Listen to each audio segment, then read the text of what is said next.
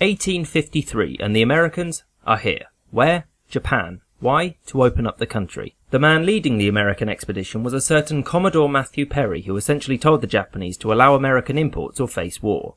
For the previous 200 years, Japan had been closed to all foreigners under the pain of death, because as far as the Japanese were concerned, foreigners were a tad meddlesome. The orders to close the borders had come from the Bakufu, also known as the shogunate. The Bakufu was the central government of Japan, which was led by a shogun who lived in Edo. Technically, he was appointed by the emperor, who lived in Kyoto, but frankly, the emperor was just a puppet. Japan at this point was very decentralized, with regional daimyo able to set their own tax rates. It was also undergoing a period of major economic stagnation, and there were social tensions bubbling away under the surface. Inflation and famine swept the countryside, and many were noticing the increased wealth of the merchant class, despite them being at the bottom of the social hierarchy. It was within the context of this period of tension that the Americans had arrived, and they pledged to return a year later to hear the Japanese response. Apparently, Commodore Perry couldn't wait that long, and so returned about 6 months later, this time with more ships, and the Japanese signed a treaty to allow trade. And soon after that, the British arrived and gained a similar deal. By 1858, Japan had established formal relations and trading agreements with the US, Britain, the Russian Empire, the Netherlands, and France. These concessions to foreign powers made the Bakufu look weak. There were major splits among Japan's daimyo about how to respond to outside threats. To make things worse, the shogun was also dying and an heir had to be selected. So in order to promote unity, the chief counselor of the Bakufu, Hotta Masayoshi, asked the Emperor Komai to give his approval to the trade deals and the shogun's heir. Well, the emperor said no, and Hotta resigned in shame. Some daimyo, such as that of Chosu, rallied against the shogun, and by 1866 Japan was in crisis. The new shogun, Yoshinobu, attempted to crush Chosu and to restore order, but was defeated when the daimyo of Satsuma refused to help. The Bakufu's defeat led Chosu and Satsuma to march on Kyoto, which they captured in 1867. Whilst there, the new Emperor Meiji announced the restoration of the emperor as the ruler of Japan. This kick-started what is known as the Boshin War, which the shogunate quickly lost. This was coincided with the modernization of Japanese military tactics, and both sides had received help from the West. Having been victorious, Emperor Meiji moved from Kyoto to Edo, which was renamed Tokyo, from where he would run Japan. Over the next couple of decades, the imperial government began the process of nation building, such as by building a new shrine in Tokyo for Japan's war dead and by dismantling the social hierarchies of the past. The late 19th century also saw the creation of Japan's first political parties, who argued over important new issues, such as representation or whether or not Korea should be immediately invaded. The Japanese military went through a period of reform as well. For a start, Japan now had a national military which fought under one flag. At first, it consisted exclusively of samurai, but was reformed by Field Marshal Yamagata Aritomo, who introduced national conscription for all men over 20. Also during the closing decades of the 19th century, Japan underwent a period of massive industrialization. Railways started to spring up from 1872 alongside numerous textile factories, much of which was paid for by the state. Of course, the state had other expenses, such as paying off samurai, who up until this point received an annual payment from the local daimyo. This payment, called a stipend, was carried over to the new imperial government and was very expensive. Needless to say, the government spending almost half of its income paying a bunch of samurai was controversial, and beginning in 1871 the government started to phase it out. So the samurai at this point were becoming quite upset. They were no longer at the top of the social strata, stopped receiving free money, and weren't even seen as the honourable defenders of Japan, since any old peasant could join the army now. This resentment led to the Satsuma Rebellion of 1877, which the new conscript army was able to crush quite handily. The major changes Japan underwent during the second half of the 19th century culminated in the 1889 Constitution. This constitution created a Western-style government with a prime minister who served under the emperor and with an elected lower house, although the vast majority of men and no women could vote. Culture at this time also underwent massive changes, and the people of Japan had the difficult task to define what it meant to be Japanese. The government attempted to aid the creation of a Japanese identity through the new education system. This, alongside conscription, was used to promote and foster a shared sense of identity. So Japan quickly found itself becoming an ambitious modern nation-state. And what was the one thing that all the great nation-states of the world had at this point? They had empires, which meant Japan wanted one too. This kick-started a period of imperial expansion.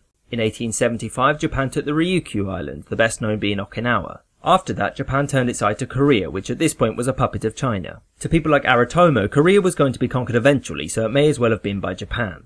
At first, using some good old-fashioned gunboat diplomacy, the Japanese signed their own treaty with Korea. Eventually, the Japanese presence in Korea led to what is known as the Donghak Rebellion. This massively destabilized Korea, and so both Japan and China sent troops in to protect their interest. These troops clashed and thus begun the First Sino-Japanese War. Because of the modernization of the military as well as a huge naval build-up, the Japanese thoroughly stomped the Chinese. As a result, Korea formally entered Japan's sphere of influence, and Japan also seized Taiwan. China also ceded here the Liaodong Peninsula, but after threats from Russia, Japan gave it up. Japan wanted to be seen by Westerners as their equal. This didn't happen despite the fact that Japan actually provided the most troops and ships for the Eight-Nation Alliance which put down the Boxer Rebellion in China between 1899 and 1902. The Boxer Rebellion was essentially an uprising designed to remove foreigners from China, but these countries intervened and eventually the rebellion was crushed. The long-term effects were that Europeans were less meddlesome in China, except for Russia, who took the opportunity to seize Manchuria.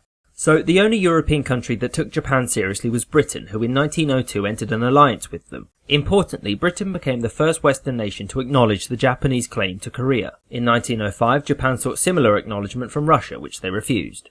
In response, they launched a sneak attack against the Russian fleet in Port Arthur, thus starting the 1905 Russo-Japanese War in which the Russians were firmly defeated. As a result, Japan gained this territory and Russia agreed to leave Manchuria. Very little happened in the next decade unless you were Emperor Meiji because that was when you died, or unless you were Korea because that was when you were annexed. In 1914, Britain called Japan into World War I, which Japan used as an excuse to grab all of these German territories. It also used the chaos to issue the 21 demands to China. These were rejected and eventually only 13 of these demands were agreed upon. Japan gained influence over Manchuria, but it sowed division between Japan and Britain as well as upsetting the United States. For its help during the war, Japan was invited to join in drafting the Treaty of Versailles and in establishing the League of Nations. Japan asked for the League to consider all races as equal. This was rejected formally by the Americans, but it was mostly because of Britain, since it would have meant that Britain had to consider its colonial subjects as equals, which wasn't going to happen.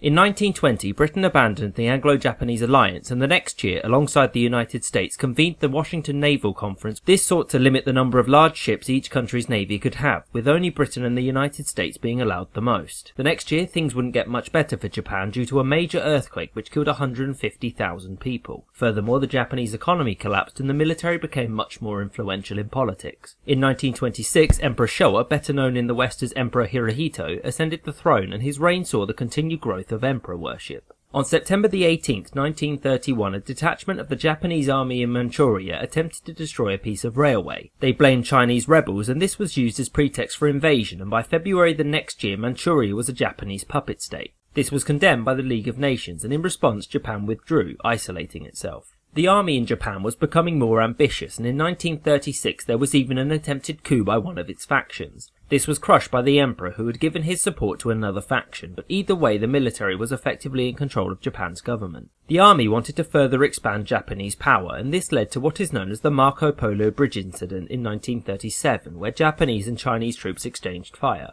The new Prime Minister, Fumimaro Konoe, who was originally appointed to rein in the army, authorised an invasion.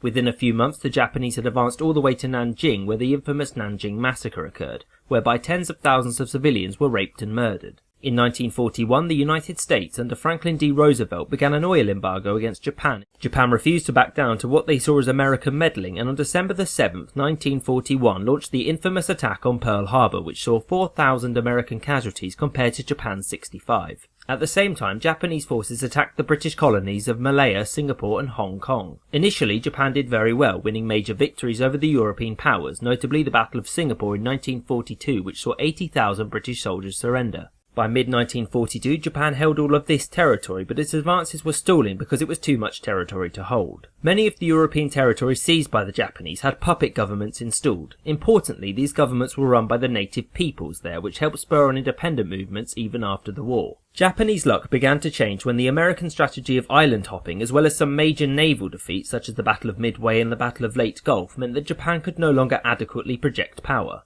By the time the war in Europe was over, Japan had been pushed back all the way to here, and on August the 6th, 1945, the United States dropped an atomic bomb on the city of Hiroshima, and 3 days later another one on the city of Nagasaki, killing an estimated 150,000 people. On September the 2nd, Japan formally surrendered to the Allied forces and was occupied by the United States. The Americans financed a period of reconstruction, and a new constitution was completed in 1947 which still holds today, and it famously prevents Japan from declaring war. In conclusion, the Meiji Restoration saw the birth of a truly unified Japan. This Japan was a victim of many humiliations by Western powers who, despite Japan's achievements, refused to see it as an equal. The close relationship between military and politics in Japan led to an expansionist state whose ambitions saw it even attack the United States, a decision that would ultimately lead to its destruction. It should also be noted that the Japanese occupation of many European colonies was the catalyst for those colonies seeking their own independence in the following decades. I hope you enjoyed this episode and thank you for watching.